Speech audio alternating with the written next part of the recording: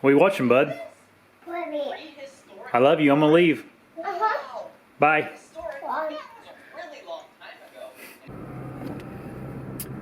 Hey everybody. So on today's video, I am going to a new piece of public in the hills here I've actually never been to, and just gonna put out some cameras that are essentially just gonna be like soaker cameras. Me and Dan talked on the podcast last week a lot about you know, putting trail cameras out and just leaving them for the year, and that's what I'm doing right now. And it's what I do a lot this time of year, is instead of messing around on places I'm going to hunt, I kind of seek out new areas, put out some just standard SD card cameras, and get intel for the year. So unless something crazy pops up while I'm scouting, what I'll probably do is I'll set these cameras out, probably set a few out in this area, and then just leave them until this coming winter, and go and pick them up January, February, sometime after deer season, and collect that intel. So, all right, let's get out there.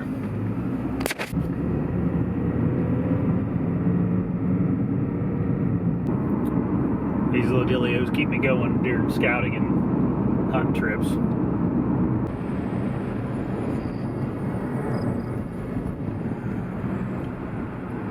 Deer get lost in those beans. Them things are chest high.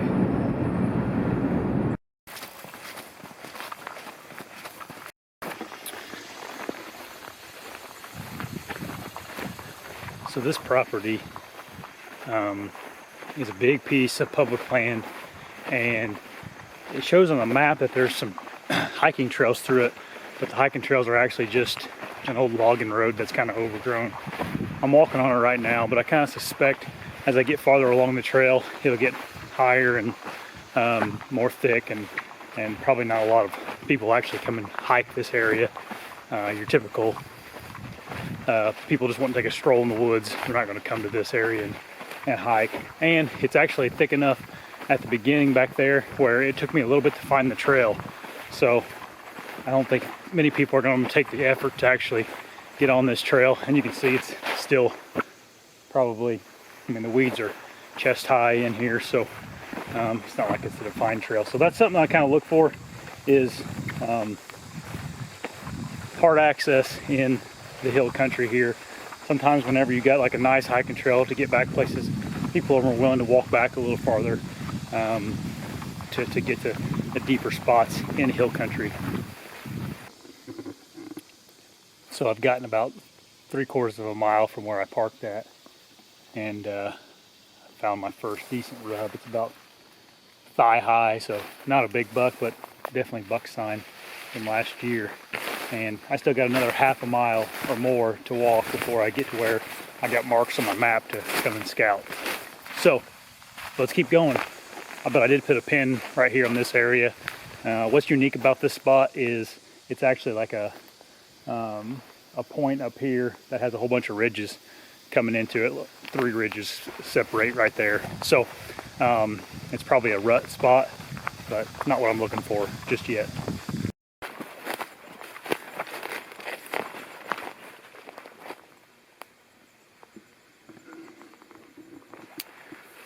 A lot of times you can find little pockets of ponds like this and take advantage of them during early season.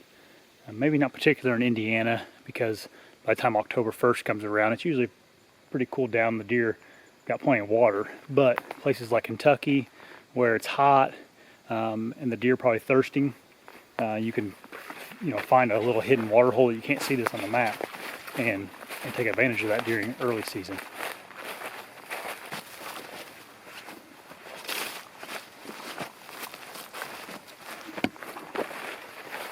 Okay, so I'm back in here about where I wanted to be to start really scouting, and I'm on top of the ridge right now, and this ridge system has a whole bunch of really good points on the leeward side of the ridge, which is what I was interested in, and I'll show you what I mean by leeward. You can see here I'm on top of this ridge right here, and down in there is the low area, and there's a bunch of points where we predominantly get this west wind coming over these ridges. So I'm gonna go check these points for bedding, and then I'll probably end up putting my trail camera down at the bottoms unless I see something really good up in here. But that's the plan right now. And that's where I'm heading to, is those first couple points on the leeward side of the ridge. My first sign of a hunter. Someone drug a ladder stand back in here and left it. But I'm not worried about that. That's been laying there for a while. That's probably a gun hunter or something, or just someone that's abandoned it, realized it's too far back in here to deer hunt.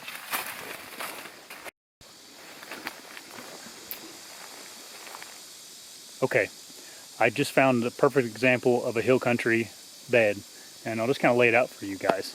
I was up on top of the ridge on that hiking trail that really hasn't been used. It's grown over and everything else.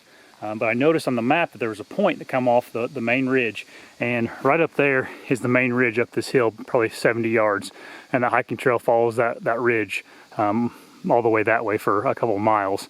And I ended up finding a really faint deer trail, like you'd walk by it if you didn't know what you were looking at. And I followed it down this point that you can see comes off here, and the deer trail came through here straight to this bed right here. It's a pretty good sized bed. Definitely could be a buck bed laying here, a buck laying here for sure. But what's perfect about this point for hunting is they're probably going to use this on a west wind, and that's what we predominantly get here. The west is out that way.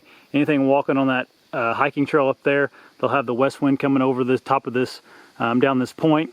And they can lay right here and smell what's up on the hiking trail.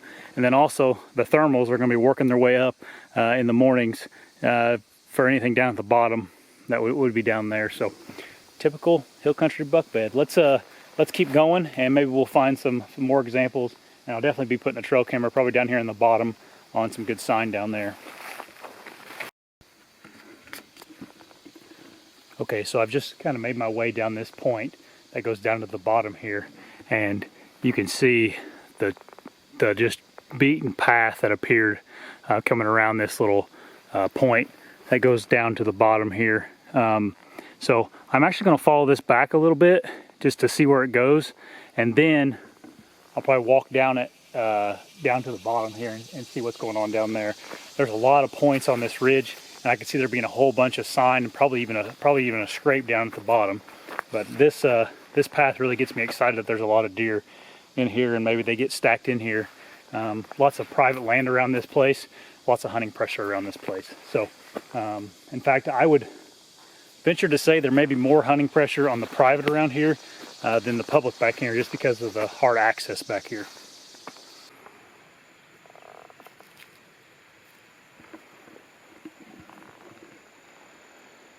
So I'm down here at the bottom, and that bed I found just right up in there, and pretty good sized track right here coming through the creek. So I'm going to follow this trail out a little ways and find a good spot to put a camera for inventorying this area for kind of these beds that are placed all around this hub here. And then I should like in a few months time throughout the season get a pretty good idea of how good this place is. There was a ladder stand up by the ridge top up there I found, but it was one of those deals where the straps were grown into the tree pretty good. It looked like it hadn't been maintained in a few years, so I'm not real worried about that. It's also a big ladder stand with a shooting rail, probably just a gun hunter. So I just came kind of on the other end of the valley here, and there's another stand up on this end. So there's a stand on way over here on this side and way over there on that side, but neither one of them I don't think are really in the game for a big buck. And straps are grown into the trees. I'm not real worried about them. I don't think they're getting hunted. I'm gonna go back, make my way back to where that bed was and that big track I found, and find a good place to put the camera there, and then head on to the next spot. Alright, so right here's that creek crossing where that big buck track is right there, and I think I'm just gonna put my camera up here on this tree overlooking this little crossing here, and there's crop fields way up in there, private crop fields, and that point that we saw the buck bed on is right up in there. So good chance that was him. There's all kinds of good points back in there too that could have bedding, but I think this spot right here seems like a a location where deer are coming through, and if nothing else, I'll get a good picture of some deer. So let's get this camera up and keep moving.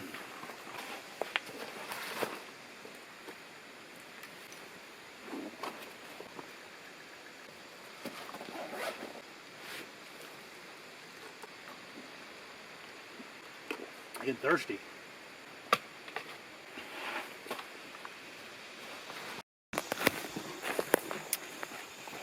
So I just set up that trail camera on that creek crossing, and I was walking out. There's a hiking trail, I don't know, maybe half mile through here, trying to get to it to walk it around to the other ridge system. And right in here there's like a transition that you can't see on a map where the hardwoods kind of turn into a pine forest. So that's something I kind of noted on my OnX, that transition, just so I'm aware of that. And there was actually a pretty good deer trail that paralleled that transition, which was to be expected. So that's something you guys can look for in hill country. Sometimes it's hard to differentiate transition areas, but that one was real obvious. But you had to walk upon it. You weren't going to see it in the map. I guess to go further on that, that particular one wasn't thick, but if there was some reason that it was real thick on that transition, that'd be a really good spot for deer to be bedding, really anywhere, not just hill country.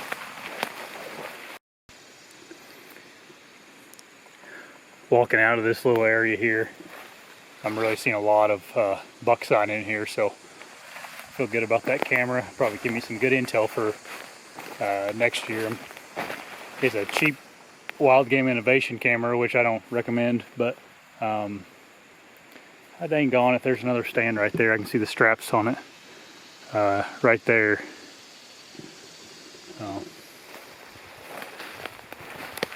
Anyway, that's 3 stands in here, which is not a good sign, but it is what it is. What was I saying a second ago? You remember? Before I got distracted.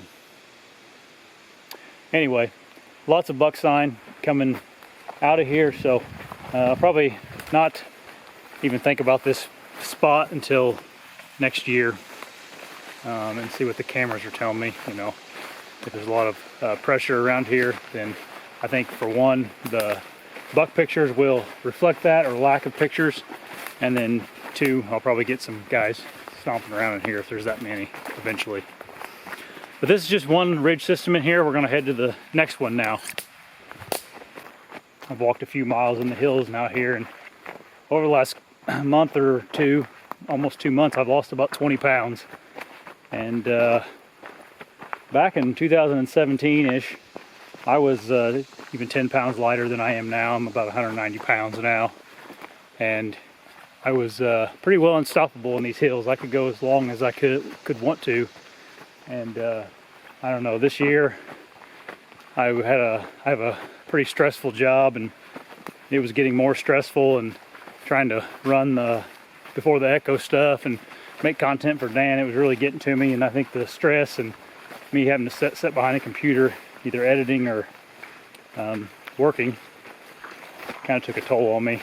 But last week, when I was finally done with my real job, it was like a monkey was taken off my back, and I started to feel better, and already, because I was losing weight. And yeah, I think it was a good decision. And you guys supporting me on the show Before the Echo has been great.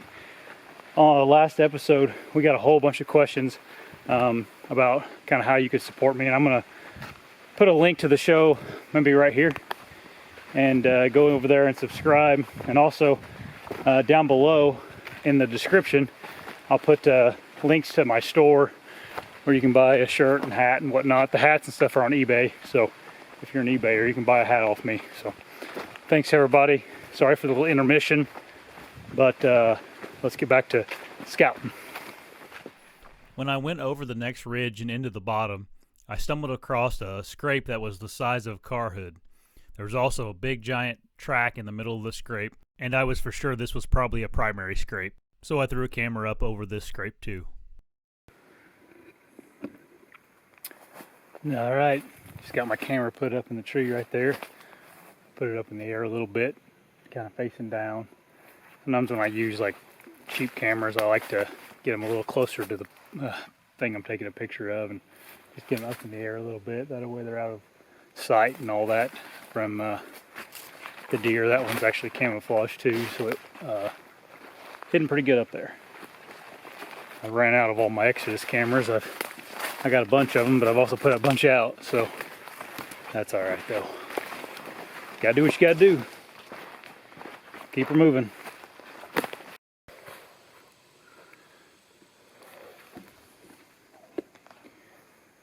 I don't know if I've ever seen a mushroom like that. That one looks like it'd throw you in another dimension or something. So a deer just jumped up behind that log right there. I just followed that trail from that big scrape we found back there, that primary scrape. And I was kind of looking at these points to see where I thought a good buck might be bedding, just to have a better idea in my head. And sure enough, one jumped up right here. At that point that goes down right there, down to the valley, and the trail goes that way. And then the scrape is right over there. So let's make our way over to that log and just see if it was a good bed or if there's any indication of it being a buck. All right, so here's the bed that deer was laying in. That log that I kind of marked is right there, about 10 yards away from the bed. You can see his running tracks going up across that log. But it's on a classic point in hill country on a little flat spot right here. And you can see right here, very nice rub right inside the bed. This rub looks to be old, but I don't think it actually is. Just from some of the scarring from the side over here, it could have been from last year for sure. This bed obviously is fresh because the deer was just laying in it, and that primary scrape that we put the trail camera over is down in the valley down there, kind of in the hub area, about 150 yards from here, which is perfect. A lot of times in hill country, that's as close as you can get. You know, that deer saw me from probably 100 yards through there. So really you couldn't get too much closer than that anyway. And that camera will tell me if he's daylighting in here. And honestly, the sign and the setup is good enough at this particular spot that I think I'd come and throw a set at this spot during early season. First of all, the buck was in here right now, which means he's probably going to be in here early season in the 1st of October there. And also his track is big enough that I think it's probably a deer worth seeing and possibly shooting. And then on my first sit, after I'm done, I can go ahead and grab the SD card out of the trail camera and then check it. So definitely a good spot and a good example of traditional hill country buck bedding. So now let's go ahead up to the top of this ridge, probably another 50 yards to the top of the ridge, and we'll go on to the next section of this piece of public. Got to the top of the ridge here, and another pretty big scrape on this tree here, so definitely a nice one in here. And I guess to give you an update, I've been 6 miles so far. Pretty far back in here, really. This spot that we were just at down there, I like it a lot, and I think something that's setting it apart from everywhere else is, one, it's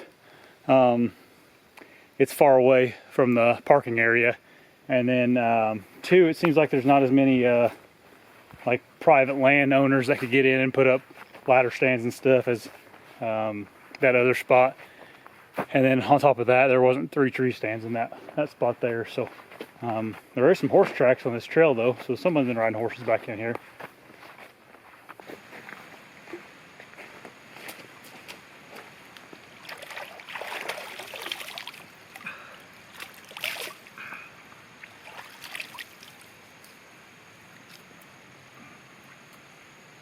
It's a nice day, but after about 7 miles in the hills, you get kind of hot. Nice to cool off in a cold puddle of water.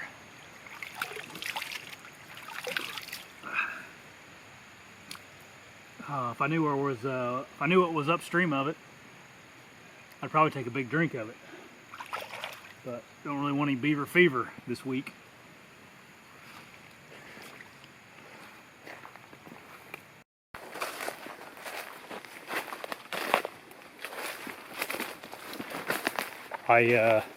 Not seeing the deer sign in here like the other two spots on this big piece of property, but there's also all kinds of markings on the trees, like they're getting ready to do logging in here, like real fresh, like they just painted them yesterday.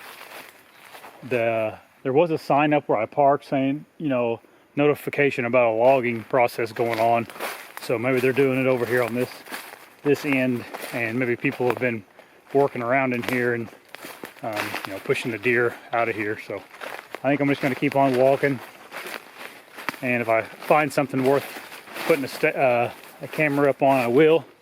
If not, we'll just go back to the Honda and call her a day.